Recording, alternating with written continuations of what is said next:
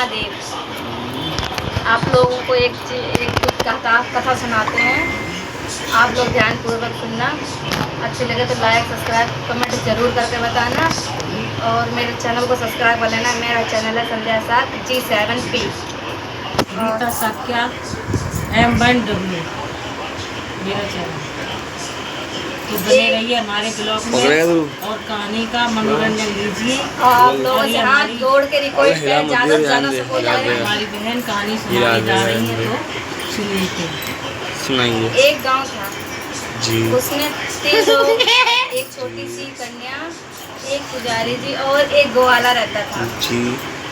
जो वो कन्या थी वो भोले जी की बहुत बड़ी भक्त थी। वो बिना पूजा करे हुए नहीं कुछ खाती थी और नहीं कुछ पीती थी। एक बार क्या हुआ, उसे बहुत कष्ट बुखार आया और वो बहुत ज़्यादा बीमार हो गई। उसकी माँ ने कहा बेटा तुम खाना खा के दवाई खा लो। तो वो बोली माँ मैं ऐसे खाना नहीं खाऊंगी क्योंकि आज मैंने भोले जी का दीपक नहीं जलाया है। तो माँ बोली तुम बीमार हो कैसे जाओगी? भोले जी तो बोले हैं वो सबको माफ़ कर देते हैं, तुम्हें भी कर देंगे। बोली नहीं माँ ये तो धोखा हुआ। तो फिर वो उसी हालत में उठी और दीपक लेके चल दी। दीपक लेके चलते चलते वो नहर के पुल पे पहुंची, क्योंकि उसके गांव को पार करने के लिए पुल था जिसमें बीच में नहर पड़ती थी। पहुंची, वहीं चक्कर खा के गिर गई। भोले बाबा ने सोचा इसकी ये हालत नहीं है कि ये मेरे तक आ सके। तो भोले बाबा ने एक साधु का वेश धारण किया और उसके पास पहुँचे कि बेटा कुछ क्या हुआ तुम्हें, क्यों यहाँ पड़ी हो, कुछ चाहिए क्या? तो बोली नहीं बाबा मुझे कुछ नहीं चाहिए, मुझे भोले जी के मंदिर जाना है, कृपया मेरी मदद कर दें। तो वो बोले तुम्हारी तबीयत बहुत ज़्यादा ख़राब है, तुम घर जाओगे? नहीं बाबा मैं मंदिर जाऊंगी, मैं घर नहीं जाऊंगी। तो बोले अगर तुम्हें भोले जी यहीं दर्शन दे दें तो फिर तो मेरा जीवन धन्य हो जाएगा। कि तुम्हें कुछ चाहिए नहीं उनसे, कि कुछ नहीं चाहिए, उनने दर्शन दे दिया तो मेरा जीवन धन्य हो जाएगा। तो उनने बोला हाँ बोलो हर हर महादेव। तो लड़की बोली हर हर महादेव।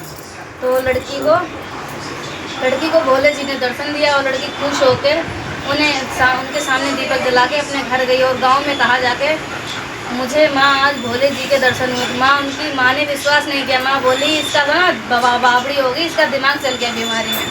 तो बोली नहीं माँ मैंने भोले जी के दर्शन किए हैं। तो ये पंडित सुनता रहा। पंडित बोला मैंने तो इतने सालों से सेवा की, मुझे तो दर्शन नहीं दिए, ये झूठ बोल लीजिए। तो एक जो ग्वाला था उसके मन में वो आ गया ईशा की मुझे भी भोले बाबा के दर्शन चाहिए। उसके मन में कोई लालच नहीं था, बस ईशा थी मुझे भी दर्शन चाहिए भोले बाबा के। कि लेकिन मेरे घर में तो इतना भी नहीं, मैं उनकी सुबह शाम दीपक जला सकूँ, उन्हें जोत पूजा उनकी कर सकूँ। तो बोले पंडित पुजारी सुबह शाम उनकी पूजा करता था, दीपक जलाता था, आरती करता था। तो वो जो गवाला था वो मंदिर जाने लगा। बोला हे भोले बाबा मुझे आपके पास चढ़ाने के लिए कुछ भी नहीं है, हम आपको 4 लाठी मार के जाएंगे। वो सुबह शाम 4 लाठी भगवान जी को मारने लगा। मारते मारते उसे कई साल बीत गए। एक बार भोले बाबा ने उनकी परीक्षा ली। पार्वती मैया बोली ये कैसा आपका भक्त है जो सुबह शाम आपको 4 लाठी मारता है, आप कुछ कहते भी नहीं हो। तो भोले बाबा बोले हे पार्वती यही तो इसकी परीक्षा है, अब इसकी परीक्षा की घड़ी आ रही है। एक दिन भोले बाबा ने उसकी परीक्षा लेने के लिए बहुत इतना आंधी तूफान लाया कि जो गांव से निकलने का बाहर का रास्ता था वो पुल तोड़ दिया। और पंडित से बोला कि पूजा का टाइम हो रहा, तैयारी कर लो, मंदिर में जोत जलानी। तो पंडित बोला मरने थोड़ा ना जाना है, जिंदा रहेंगे तो जोत फिर जला देंगे, बाबा जानते हैं। तो ग्वाले को याद आया कि आज मैंने भोले बाबा के 4 डंडे नहीं मारे हैं। तो वो निकल पड़ा, ये अपनी लाठी ली और गमछा लिया, निकल पड़ा। उसने देखा रास्ते का पुल टूटा हुआ है।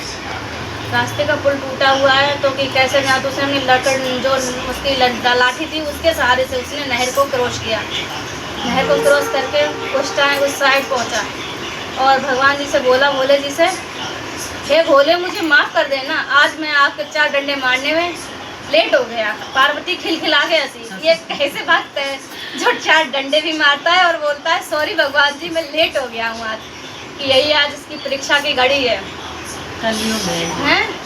तो उसने 4 डंडे मारे और मार के चल दिए। भोले बाबा एक साधु के रूप में प्रकट हुए और बोले हे बेटा तुम इन्हें 4 डंडे क्यों मारते हो? कि तुम्हें इनसे क्या चाहिए, कि हमें इनसे कुछ भी नहीं चाहिए, हम जैसा जीवन जी रहे हैं हमें वैसा ही अच्छा लगता, बस हमें इनके दर्शन चाहिए। कि फिर सोच लो कि हमें कुछ नहीं चाहिए, हमें इनके दर्शन चाहिए। तो भोले बाबा बोले फिर से सोच लो कि हमें कुछ नहीं चाहिए, हमें दर्शन चाहिए। हम जैसा जीवन जी रहे हैं वो अच्छा है, भगवान जो कर रहे हैं मेरे साथ वो अच्छा कर रहे हैं। शायद मैं अपनी किस्मत में यही लिखा के लाया था, यही जीवन लिखा के लाया था, इसलिए मैं जैसा जी रहा हूँ वैसा सही हूँ। लेकिन मुझे उनके दर्शन चाहिए कि अच्छा तुम्हें दर्शन दे लेंगे तो तुम्हारा क्या होगा कि तो मेरा जीवन धन्य हो जाएगा। तो वो भोले बाबा बोले ग्वाला फिर से सोच लो, तुम्हें 4 मौके दे रहा हूँ मैं, फिर से सोच लो। ग्वाला फिर से बोला मुझे बाबा जी कुछ नहीं चाहिए, मुझे अपने भोले जी के दर्शन चाहिए।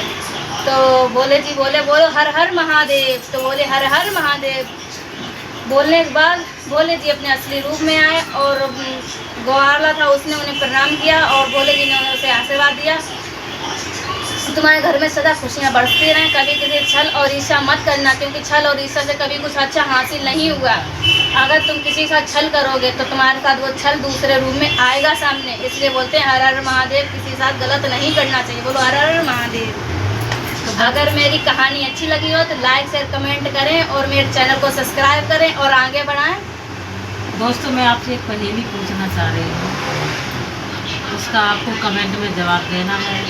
मैं थी क्यों हरी, ये शब्द किसने बोला था, ये कमेंट में ज़रूर लिखना। हर हर महादेव।